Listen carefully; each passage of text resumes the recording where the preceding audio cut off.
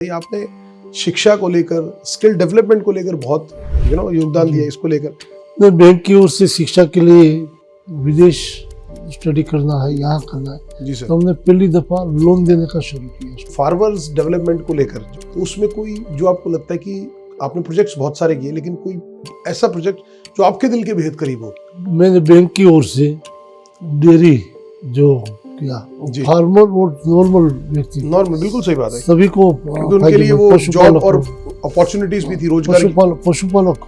अगर हम एनवायरनमेंट और सस्टेनेबल फार्मिंग की बात करें तो इफको उस दिशा में क्या क्या कंट्रीब्यूट कर रहा है, क्या काम कर रहा है? जो नैनो है जी, वो एक दिशा है जी, लेकिन यूरिया, केमिकल फर्टिलाइजर, इंसेक्टिसाइड सिर्फ क्रॉप को नुकसान बढ़ावा देती है, लेकिन लैंड अपनी जमीन है उनको नुकसान करती है। हम फर्टिलाइजर का उपयोग ऐसा बना रहे हैं। अगर सर सहकारिता क्षेत्र की बात करें तो सहकारिता क्षेत्र के अंदर कौन कौन सी चीज़ें हैं ऐसी जिसमें आपने पारदर्शिता लाने के लिए आपने कदम उठाया कि और ज़्यादा ट्रांसपेरेंसी रहे और पूरी जितनी पब्लिकली अपनी एनुअल सभा में खुली बात करेंगे, हिम्मत के साथ जो है वो आप रखेंगे। तो राजनीति में आप स्वेच्छा से आना चाहते थे या कई बार होता है कि एक परिस्थितियां ऐसी बनती चली गई?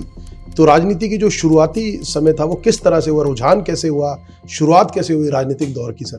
वैसे हाई स्कूल में पढ़ते थे तब, तो वहाँ कई बाहुबली जो होते हैं उनका गुट होता है, वो उनके हाई स्कूल के प्रेसिडेंट यूनियन के एक ही ग्रुप के आते थे।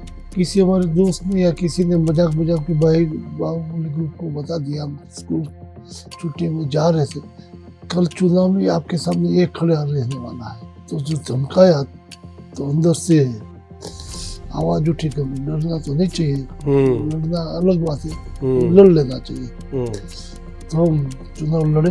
तो ऐसा क्या कारण रहा कि उनको ये स्कीम समझ नहीं आई, जबकि ये डायरेक्टली किसानों के और उनके वेलफेयर की स्कीम थी? तो कारण क्या था कि सिर्फ इस वजह से कि दूसरी पार्टी के चलते बस एक और तो उनको विचार होता अच्छा काम करने का, तो कांग्रेस की हालत कैसी थी होती नहीं। हाँ, क्योंकि कांग्रेस ने ऐसी मांग जब आई किसानों की दिक्कत के लिए, तो लाठीचार्ज किया है, घोड़े दिलवाए हैं, फायरिंग करके किसानों को जमीन पे डाले हुए। अमर डेयरी की स्थापना जब आपने की तो उसके पीछे आपका क्या नैरेटिव, क्या थॉट प्रोसेस था, क्या मकसद और ध्येय लेकर आप उसकी स्थापना? जब अमर डेयरी की हमने स्थापना की तब मैं 4 टर्म पार्लियामेंट रह चुका था जी।